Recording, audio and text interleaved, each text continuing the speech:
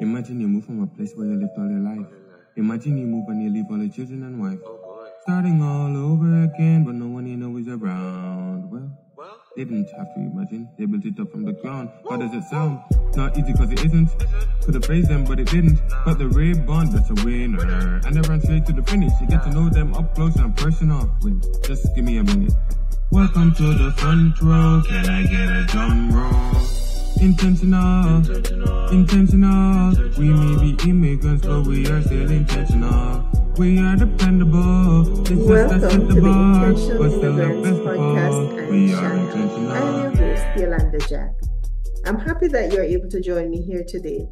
I want to give a shout out to my regular listeners, viewers, and readers. This channel exists to make your life just a little bit easier. Today we have with us Jay Falcone, and he will be talking to us about a book he has written, Fast Track to Prosperity, and he will also be talking to us about the upcoming financial literacy program that's hosted by the Multicultural Association of Wood Buffalo. All right, so here's to Jay. Hi, Jay. How are you doing? Good. How about yourself? I am doing good. It's so good to connect with you again. So for those of us who are just joining for the first time, Jay has been on the program a couple of times. And since then, Jay has written a book all about financial literacy. So Jay has the expertise to tell us immigrants and others, of course, how to become more financially literate so that we can become empowered. Right? Okay, Jay, go ahead and tell us all about your book, which has traveled the world.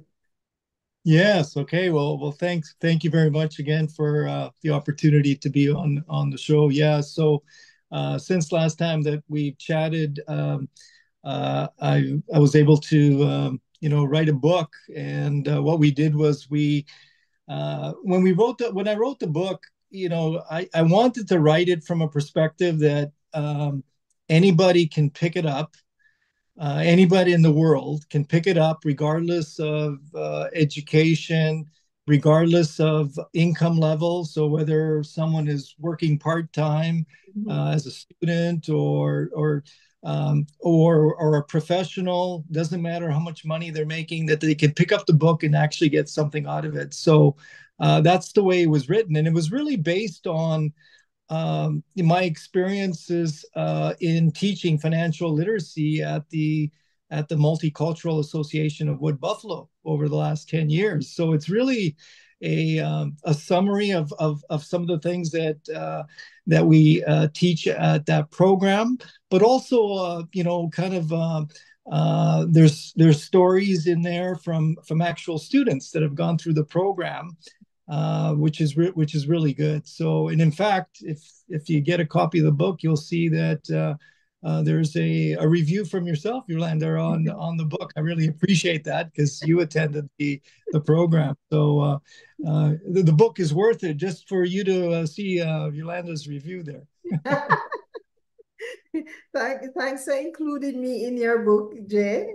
It's a good book, because it does teach you about all that you need to know about financial literacy. How can you move from where you are to where you want to be? And that's the aim of the book, for you to become more financially literate so that you can make good decisions that will help in your own prosperity.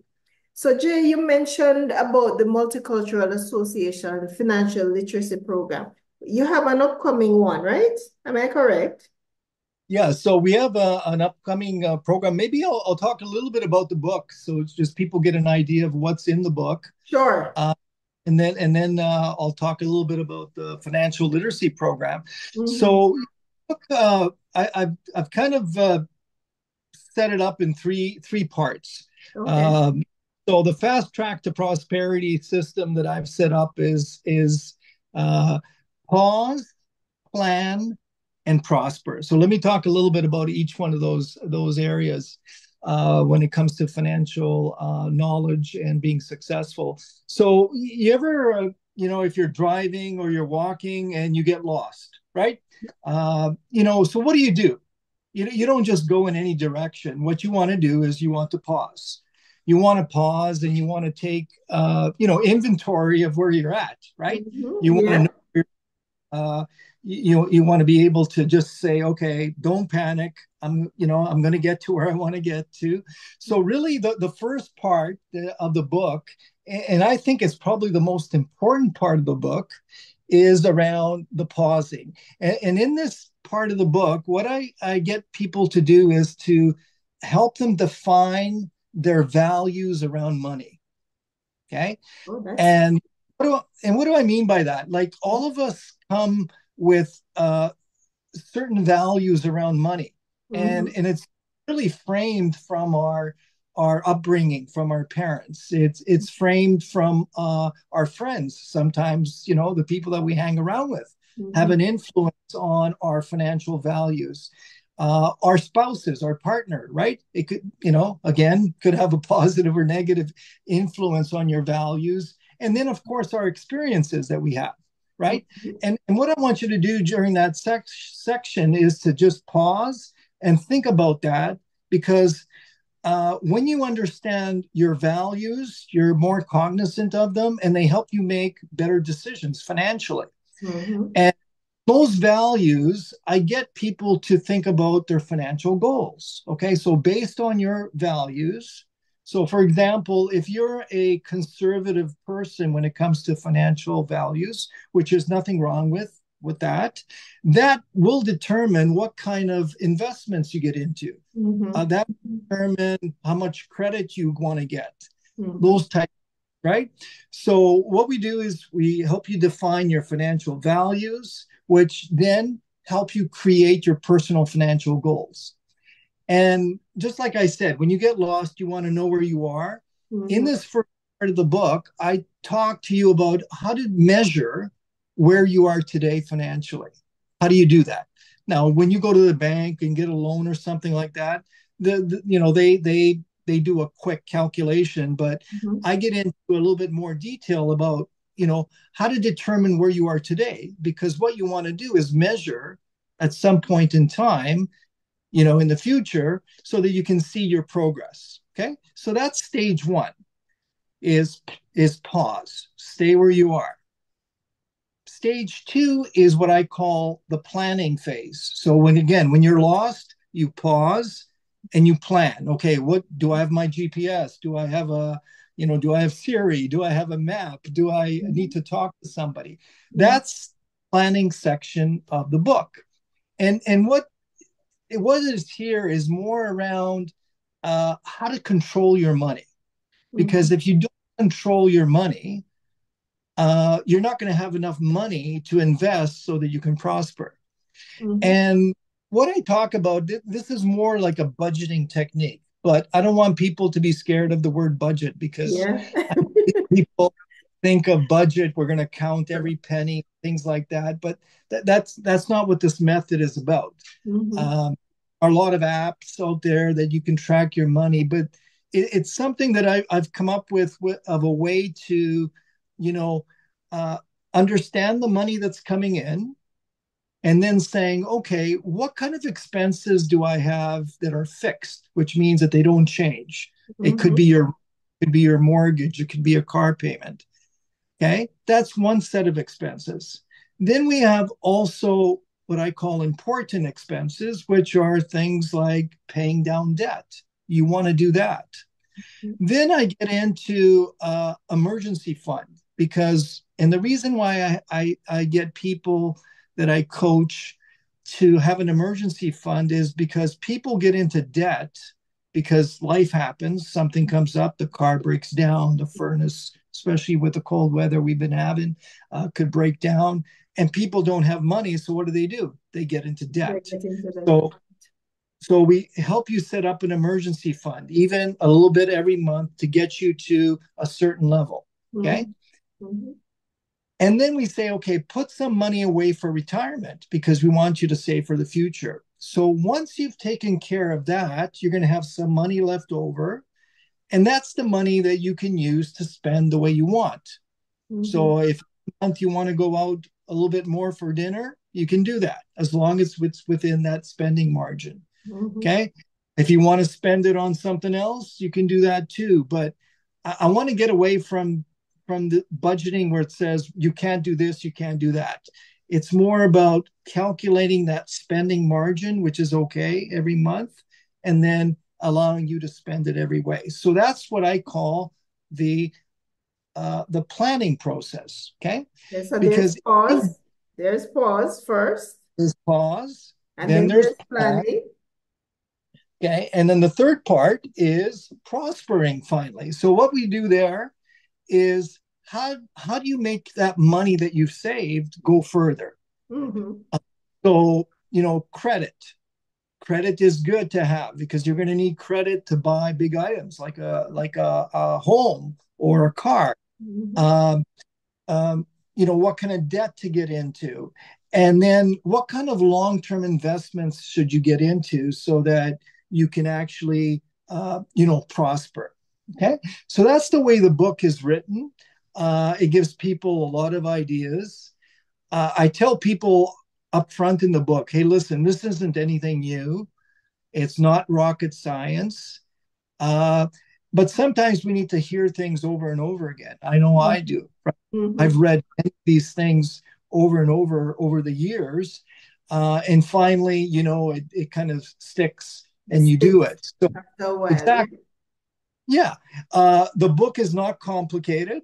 Like I said, anybody should be able to pick it up and get something out of it by taking that 3-step process to prospering. Okay.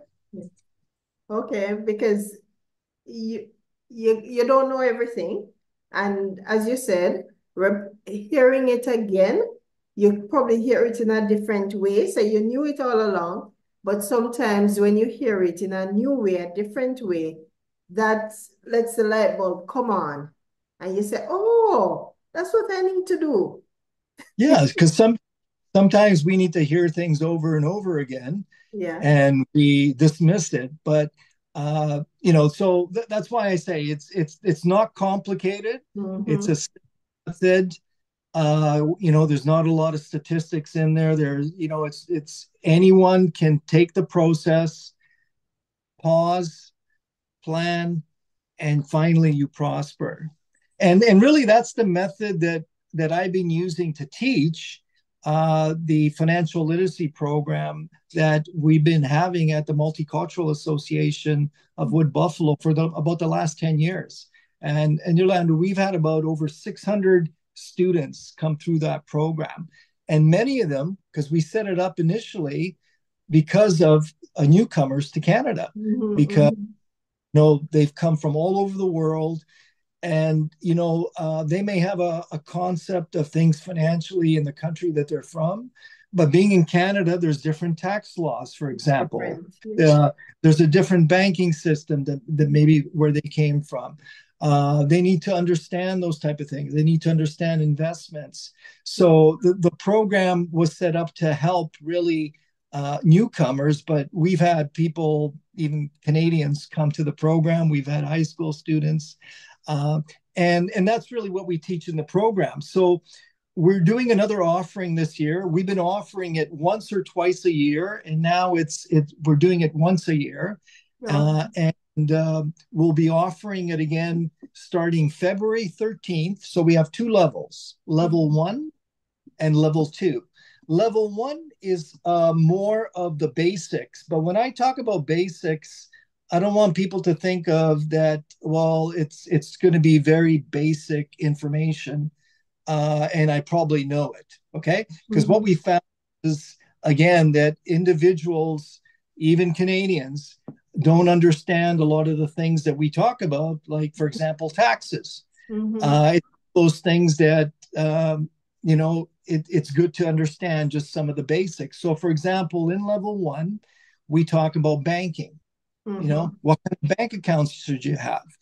Do you understand the banking fees you're paying? And then we talk about budgeting, okay? A little bit about the plan section of the book. And then we talk about credit.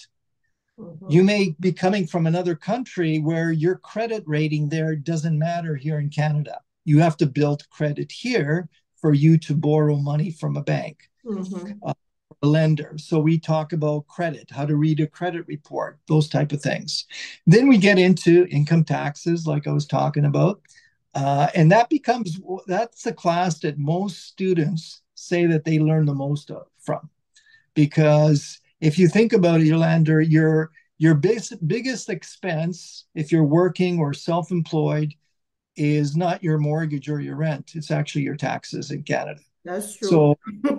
So if you don't understand at least some basics about how you can reduce that tax bill, then you're leaving a lot of money on the table that could be yours. From income tax, we go to insurance, the importance of insurance. Then we talk about investments, just general investments, and finally, government-sponsored programs. So that's level one. Level two is a little bit more detailed. So level two, we get into investments more of a in-depth. So things like determining your net worth. Your net worth is financially, where are you today? We talk about how to pick stocks. People always want to understand how to pick stocks. So we have a whole lesson on picking stocks. Then we talk about how to invest in private deals. So if someone comes up to you and says, hey, I've got an investment opportunity, first of all, you want to make sure there's not a scam. So how can you evaluate that? Because there is money to be made by investing in investments that aren't necessarily traded on the stock exchange. Then we talk about real estate, how to get involved in real estate, how to invest in real estate. Then we talk about how to make money on the internet and network marketing. And finally, we started talking about cryptocurrencies because a lot of people over the last few years have been asking questions about Bitcoin and things like that. So, we talk a little bit about that. So that's level two. It's more detail. So again, we try to encourage people to take level one before level two. But if you feel that, you don't need level one, you can just take level two.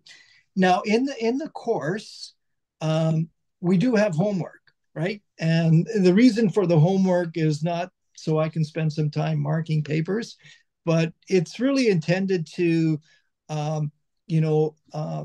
ensure that you understand the concepts that we're teaching, right?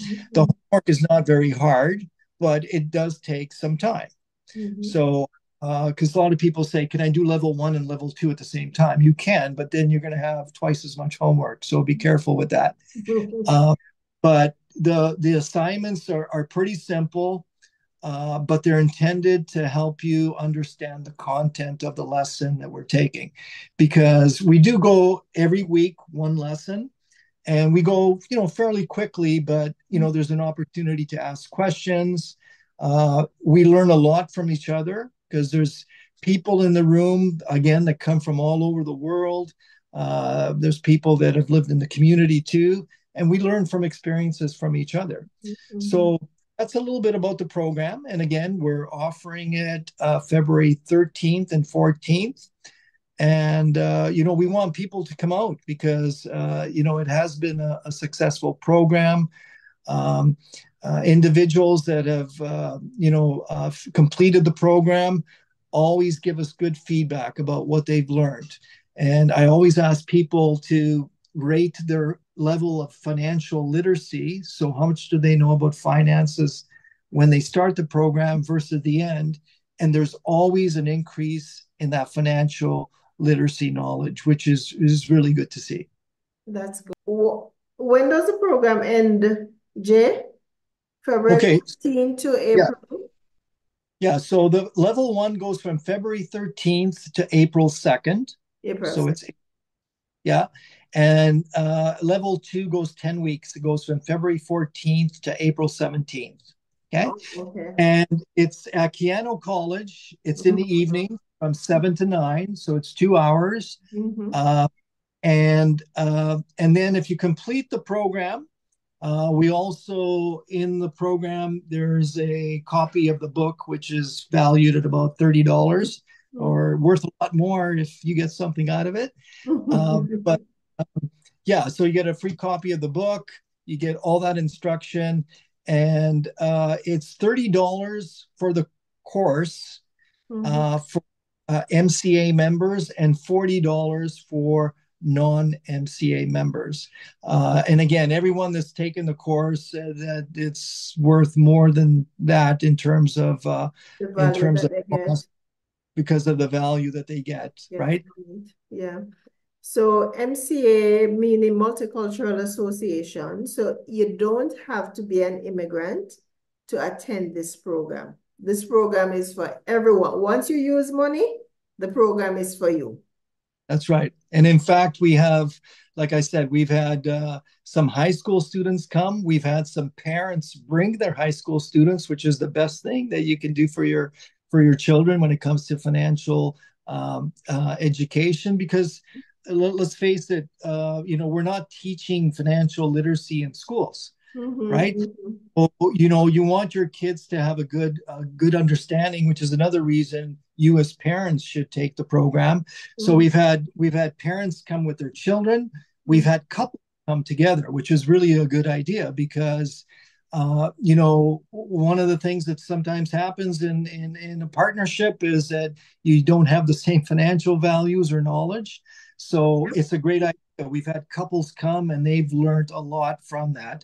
So, and again, regardless of your education level, we do ask that, you have a good understanding of English.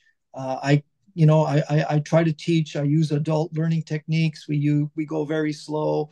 There's a lot of time for questions, but, you should have just a basic knowledge of English and just be ready to learn. And I guarantee you that you will learn a lot from taking the course. I can guarantee that as well, having gone through the program myself. All right, yes. So I do have a copy of the book for anybody, especially for persons in the Wood Buffalo area, because we are gearing this episode to those persons who are in the Wood Buffalo area. And if you are able to write and tell me why you should get a copy of the book and how the book can help you, then I will be able to send you a copy of the book. Again, the name of the book is Fast Track to Prosperity, Your Guide to Financial Independence. Okay. So Jay, in addition to teaching the program, what's your background? Can you tell us a little bit about your background in terms of what makes you qualified to talk about financial literacy? Yeah, no, that's a good question. A lot of people kind of ask that. So this is what I tell people. I've got a business background. I went to university. I studied accounting. Accounting is my profession. I've also master's degree in business and MBA. But I tell people, even with that, okay, you might, well, this guy knows a lot about, finances and that, but it really didn't teach me about personal financial things. It taught me a profession, how to go out and get a job so I can be an accountant. Right. It taught me, so my point being, the reason I can teach this is because I've got 40 to 45 years of experience of making financial. Live the experience. Yeah. Yeah.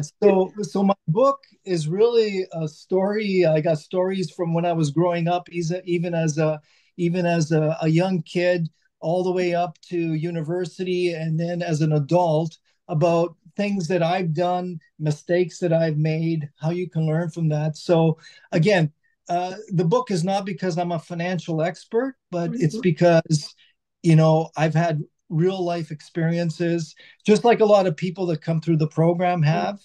And that, I think, what makes the book relatable, and that people that have read it, I think I may have said that, we released the book in 14 countries. It went #1 international bestseller in 12 out of those 14 countries. in English still, but we're going to actually translate it into a few different languages.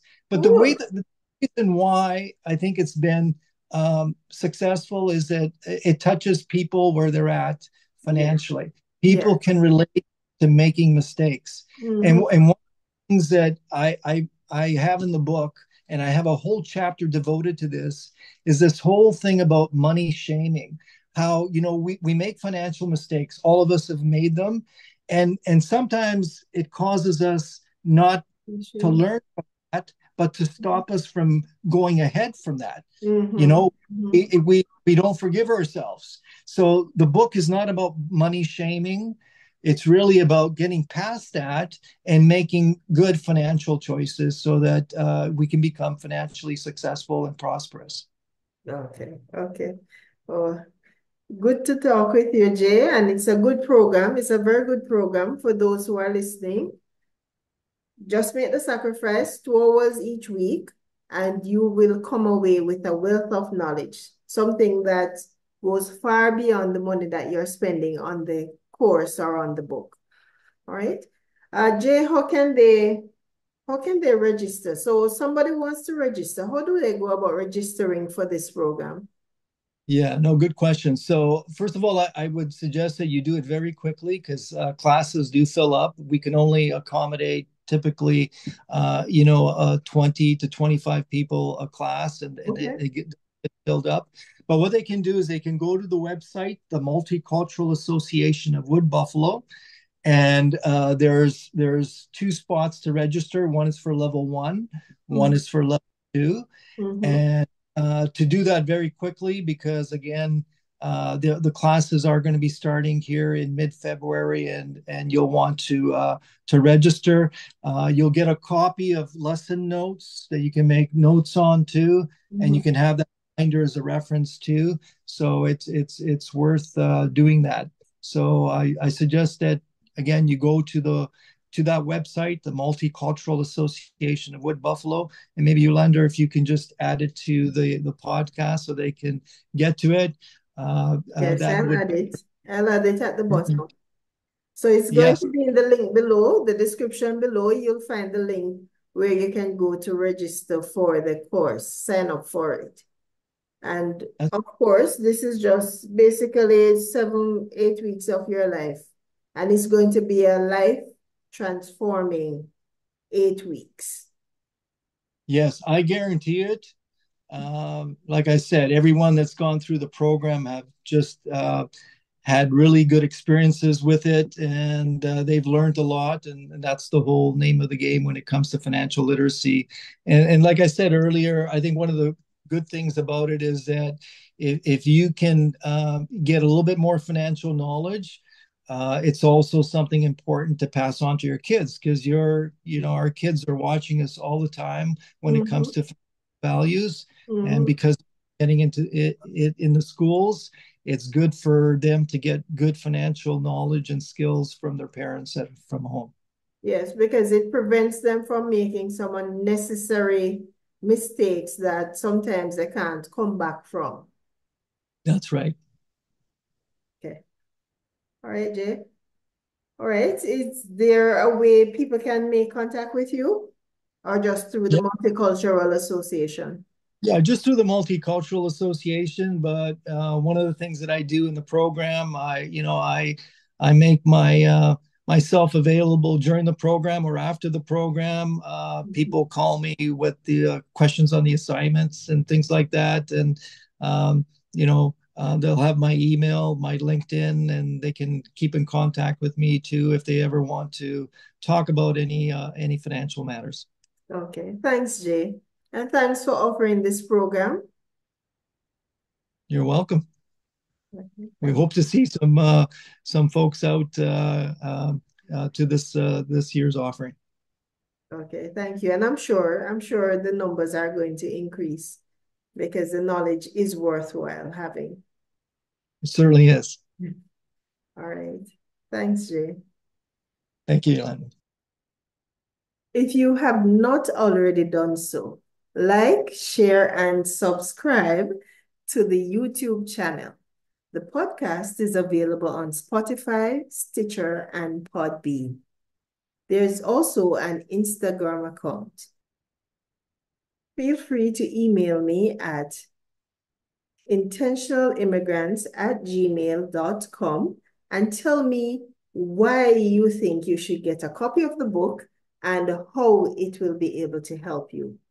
So send me that information and I'll be happy to pass along a copy of the book for you. I have one copy to give away, okay? So thank you to Jay Falcone for providing information to us today. Thank you to Xavier Anderson for providing music.